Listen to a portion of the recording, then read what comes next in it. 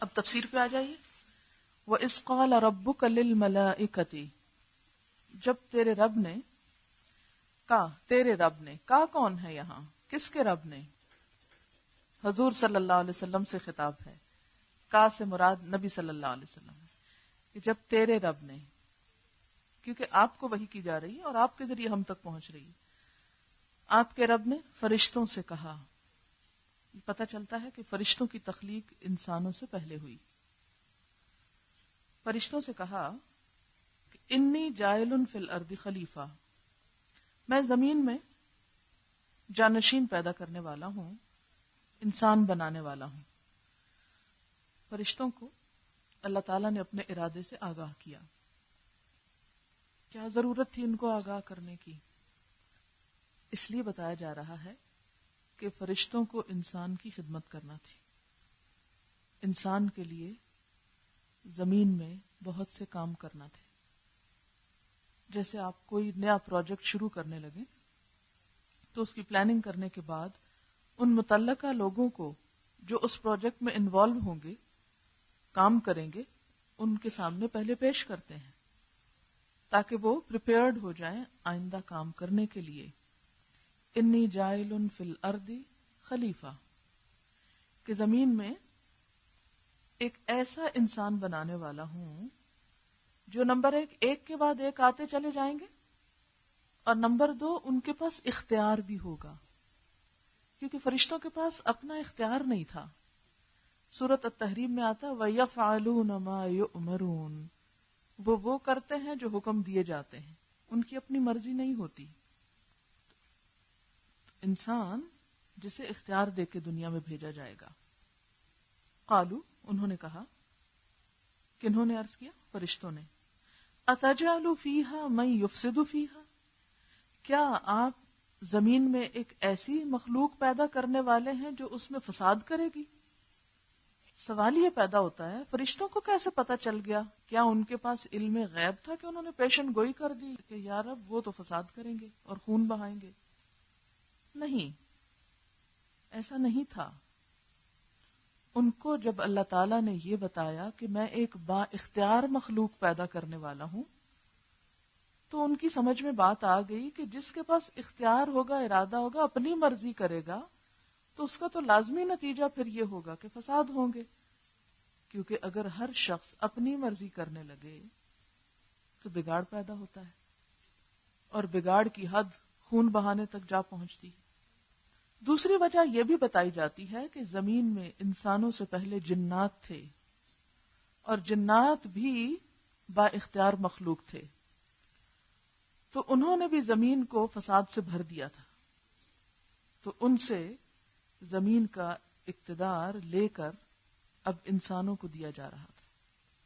پھر اسی طرح ایک اور سوال بھی پیدا ہو سکتا ہے کہ کیا فرشتوں نے حسد کی وجہ سے کیا تھا ایسا، یا کسی اعتراض کی غرض سے یہ کہا تھا؟ اتجعل فیہا من یفسد فیہا ویسفک الدماء، کیا فرشتے انسان سے جیلس ہو گئے تھے کہ ہمیں تو اختیار نہیں ملا، ایک اختیار والا آ رہا ہے؟ یا کوئی اعتراض کر رہے تھے اللہ تعالیٰ پر کہ آپ کیوں ایسا کر رہے ہیں؟ نہیں، نہ جیلس تھا نہ اعتراض تھا، حکمت معلوم کرنا چاہتے تھے کہ اللہ تعالیٰ آپ جو ایک با اختیار مخلوق بھیج رہے ہیں اور ان کو جب آزادی دے رہے ہیں تو آزادی پا کر وہ تو بگڑ جائیں گے. آپ بھی کہتے ہیں نا بچوں کو اتنی آزادی نہیں دینی چاہیے ورنہ کیا ہوتا ہے، بگڑ جاتے ہیں. یہی فرشتوں نے کہا کہ اللہ تعالیٰ یہ آزادی تو شاید بگاڑ پیدا کر دے، اور یہ بھی ممکن ہے کہ اللہ تعالیٰ نے ان کو پہلے سے ہی بتا دیا ہو کہ ان میں سے کچھ لوگ بگاڑ پیدا کریں گے. اور اللہ تعالیٰ نے ان کو یہ بھی بتایا کہ وَمَا خَلَقْتُ الْجِنَّ وَالْإِنسَ إِلَّا لِيَعْبُدُونَ، کہ میں نے جنوں اور انسانوں کو اپنی عبادت کے لیے پیدا کیا ہے. تو اس پر انہوں نے کہا وَنَحْنُ نُسَبِّحُ بِحَمْدِكَ وَنُقَدِّسُ لَكَ، ہم آپ کی تسبیح کر رہے ہیں، آپ کی حمد و ثنا کر رہے ہیں، آپ کی پاکی بیان کر رہے ہیں. گویا ان کا کہنا یہ تھا کہ ہم عبادت کر رہے ہیں، پھر مزید کسی اور کی عبادت کی کیا ضرورت ہے؟ قال، تو اللہ تعالیٰ نے فرمایا، انی اعلم، بے شک میں جانتا ہوں، ما لا تعلمون، جو تم نہیں جانتے۔ کیا نہیں جانتے؟ کہ جہاں مفسد ہوں گے وہاں مصلح بھی ہوں گے، جہاں خون بہانے والے ہوں گے وہاں اصلاح کرنے والے اور عبادت گزار بھی ہوں گے۔ آپ دیکھیں کہ جب آپ ایک کھیت اگاتے ہیں، ایک درخت لگاتے ہیں، تو درخت میں لکڑی، کانٹے، پتے یہ زیادہ ہوتے ہیں یا پھل زیادہ ہوتے ہیں؟ لکڑی وغیرہ زیادہ ہوتی۔ مثلاً آپ گندم کا کھیت اگاتے ہیں تو آپ دیکھتے ہیں کہ گھاس کی شکل کے اس کے پتے اور اس کے سٹیمز اور اس کے جو سارے پارٹس ہیں، جس کو آپ جب گندم کا دانہ نکالتے ہیں تو وہ تھوڑا ہوتا ہے اور توڑی کے ڈھیر بڑے بڑے ہوتے ہیں۔ توڑی پتہ ہے جو اس کا چورا بن کے نکل آتا ہے۔ اب کوئی یہ کہے کہ لو گندم اگانے کی کیا مصیبت آئی، اتنی توڑی ہو جاتی، اور اس کے مقابلے میں جو اصل چیز ہے وہ کم نکلتی ہے، اور اس کو بھی اگر آپ کوٹیں چھانے تو چوکر اور اس کے ساتھ آٹا، تو وہ زیادہ حصہ تو کیا ہوتا ہے، پھینکا جانے کے قابل۔ تو بات یہ ہے کہ اگر کسی چیز میں تھوڑا فائدہ بھی ہو اور اس کے لیے زائدہ ضرورت چیز زیادہ بھی ہو تو بھی کوئی نقصان کی بات نہیں۔ یعنی گندم کا جب آپ کھیت اگاتے ہیں اس میں اگر کچھ فالتو چیزیں بھی اگاتی ہیں لیکن کچھ دانے نکلتے ہیں تو آپ دانوں کی خاطر کیا کرتے ہیں، برداشت کرتے ہیں اس سب کو، ہے نا؟ کیا زندگی میں ہر جگہ یہی اصول نہیں کام کرتا کہ ان مع العسر یسرا، تنگی کے ساتھ آسانی بھی تو ہوتی ہے۔ انسان زمین میں جہاں فساد کر رہا ہے وہاں اچھے کام بھی تو کر رہا ہے۔ تو اللہ تعالیٰ نے پہلے ہی مرحلے پر کیا میسج دیا ہم سب کو کہ زندگی میں آپٹمسٹک رویہ اختیار کرو، مایوسی کی باتیں کم کیا کرو۔ عموماً ہم کوئی ایک کام شروع کرنا چاہتے ہیں، اب ایک شخص کاروبار شروع کرنا چاہتا ہے اور وہ یہ سوچتا ہے پتہ نہیں فائدہ ہوگا یا نہیں، اس لیے محنت کی کیا ضرورت، پیسہ لگانے کی کیا ضرورت، اور وہیں بیٹھ جائے تو کام ہو سکتا ہے؟ نہیں۔ تو گویا اللہ تعالیٰ نے یہ جانتے ہوئے بھی کہ بڑا فساد ہوگا، اس کے باوجود انسان کو پیدا کیا۔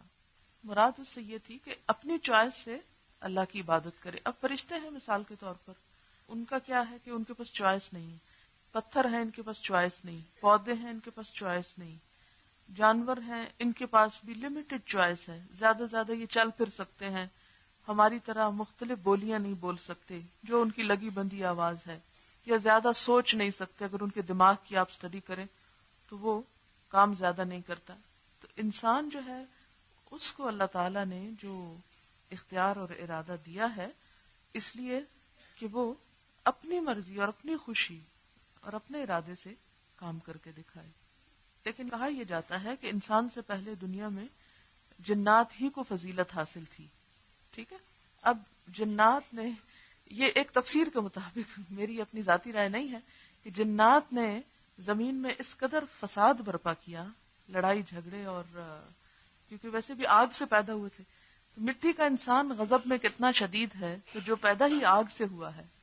اب بھی کہا جاتا ہے نا کہ غصہ جب آتا ہے تو شیطان کی طرف سے ہوتا ہے اور شیطان آگ سے ہے تو اس کا علاج پانی سے کیا جائے۔ انسان جو ہے اس میں آگ کی نسبت کیا ہے، نسبتاً برداشت کی قوت زیادہ ہے، اور انسان کو پھر جنات کے مقابلے میں بھی فضیلت دی گئی، اسی لیے ابلیس کو بھی 7 سجدے کا حکم دے دیا گیا، کیونکہ باقی ساری مخلوق عبادت کے لیے یا اپنے کام کے لیے مجبور تھی۔ انسان جب اپنی آزادی، اپنے دل کی خوشی، اپنی مرضی کے ساتھ اللہ تعالی کی طرف بڑھتا ہے تو اس سے زیادہ خوشی کی بات اللہ تعالیٰ کے لیے کوئی اور نہیں، کہ اس بندے کے پاس چوائس ہے کہ بھٹکے بھی، لیکن یہ بھٹکنے کو چھوڑ کر کس کی طرف آ رہا ہے، ہدایت کی طرف۔ تو فرمایا انی عالم ما لا تعلمون، صرف فسادی نہیں عابد و زاہد بھی پیدا ہوں گے۔ صحیحین میں ایک روایت ہے کہ دن کے فرشتے صبح صادق کے وقت آتے ہیں اور عصر کے وقت جاتے ہیں، تب رات کو فرشتے آتے ہیں اور صبح کو جاتے ہیں۔ آنے اور جانے والے صبح اور عصر کی نماز میں لوگوں کو پاتے ہیں، اور بارگاہ الہی میں جب ان کے بارے میں سوال ہوتا ہے تو فرشتے بتاتے ہیں کہ ہم گئے تو نماز میں پایا، واپس آئے تو نماز میں پایا۔ تو کہا جاتا ہے یہی وہ مصلحت ہے جو اس وقت اللہ جانتا تھا، فرشتے نہ جانتے تھے، کہ کچھ انسان اپنی خوشی اور اپنے دل کی مرضی سے اپنے رب کی طرف آئیں گے۔ ایسے لوگ چنے ہوئے ہوتے ہیں، اللہ تعالیٰ کی محبت کے قابل ہوتے ہیں، افضل ترین مخلوق ہوتے ہیں۔ اب کیا ہوتا ہے؟ انسان پیدا ہو جاتا ہے، اور پیدا ہونے کے بعد سب سے پہلی نعمت جو انسان کو ملتی ہے وہ علم ہے۔ پہلی چیز، پہلی نعمت کیسے؟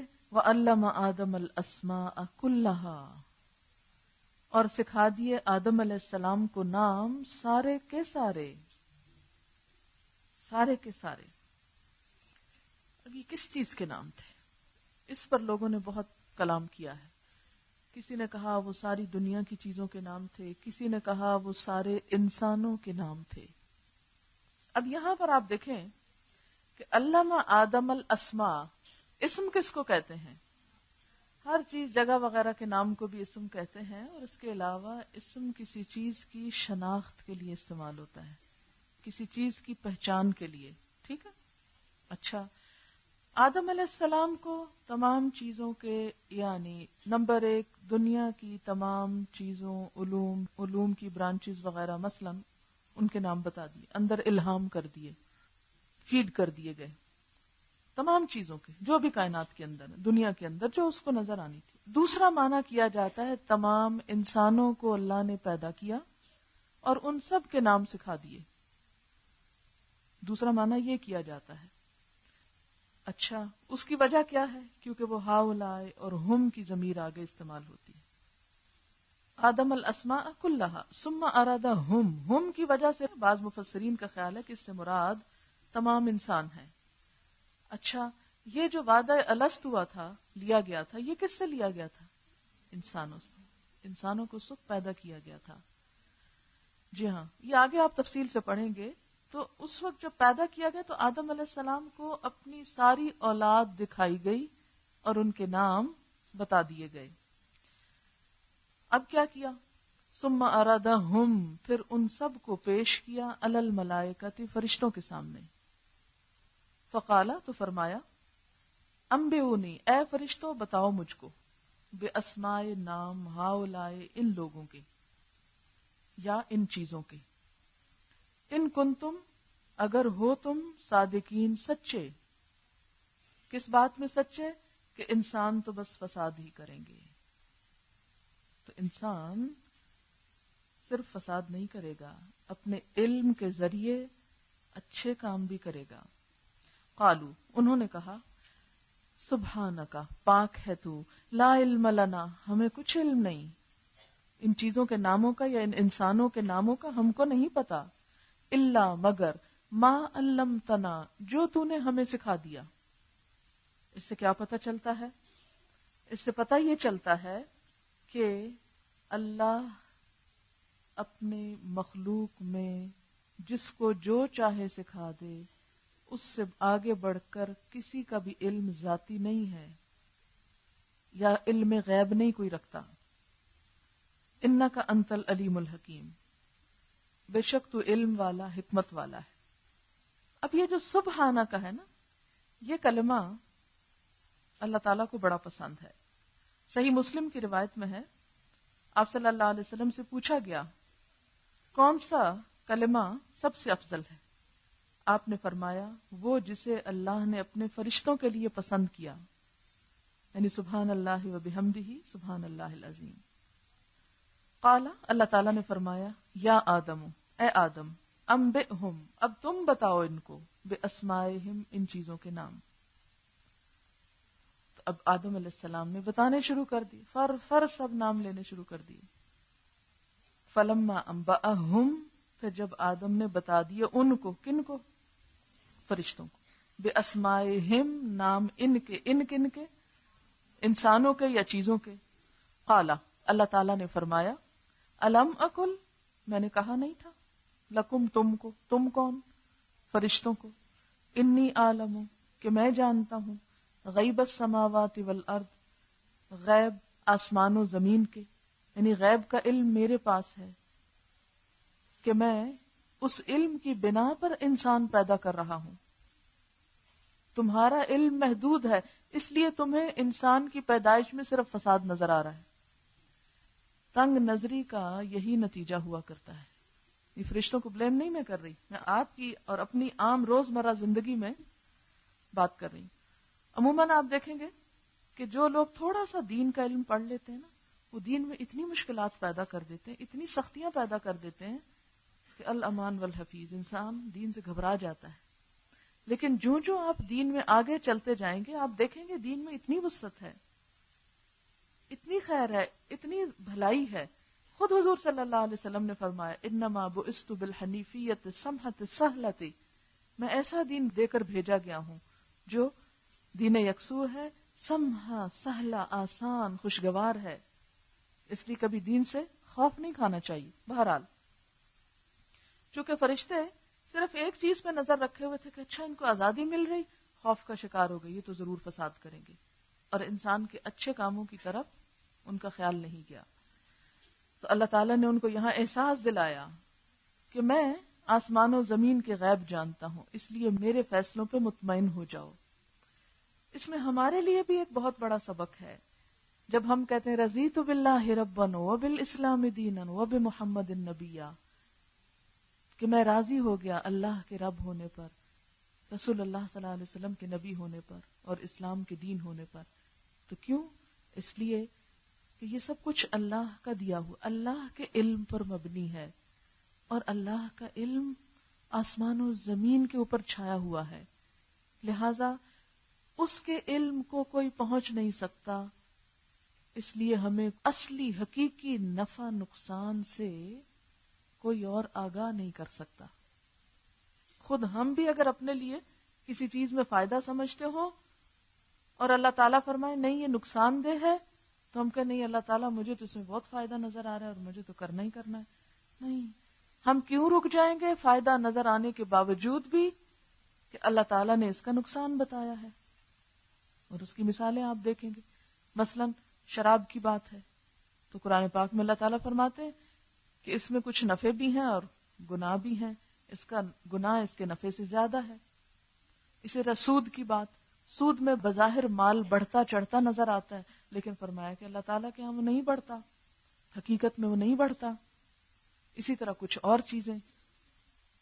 تو یہ تمام چیزیں جو ہیں یہ دراصل کیا معنی رکھتی ہیں، ہمارے لیے اس میں کیا میسج ہے؟ ہمارا اس بات پر ایمان ہونا چاہیے کہ اللہ کا علم ہر چیز پر محیط ہے، اس لیے میں اس کے علم پر راضی ہوں. وہ اپنے علم سے مجھے جو کچھ کہے گا میں وہ مانوں گی.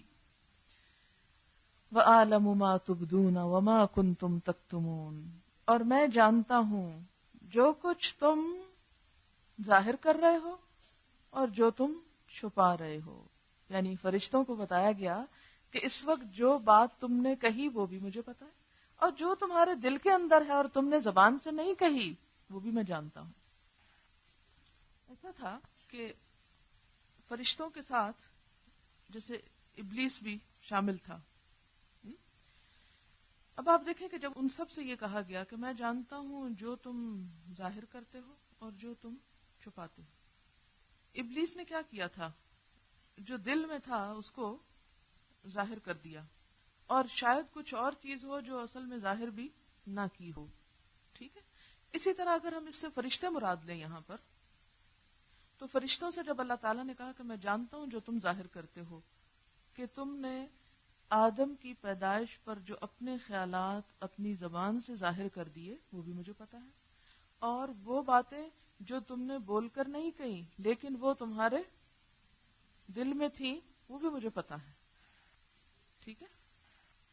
اب وہ کیا تھی، کیا ہو سکتی ہے جو فرشتوں نے ظاہر نہیں کی تھی؟ گیس ہی کر سکتے ہیں، اندازہ ہی کر سکتے ہیں، جانتے تو ہم بھی نہیں ہیں، اللہ ہی جانتا ہے. لیکن بہرحال بتانے کا مطلب یہ تھا کہ انسان بھی سمجھ لے کہ وہ اللہ کے سامنے بالکل عیاں ہے، کچھ بھی اس سے چھپا نہیں سکتا.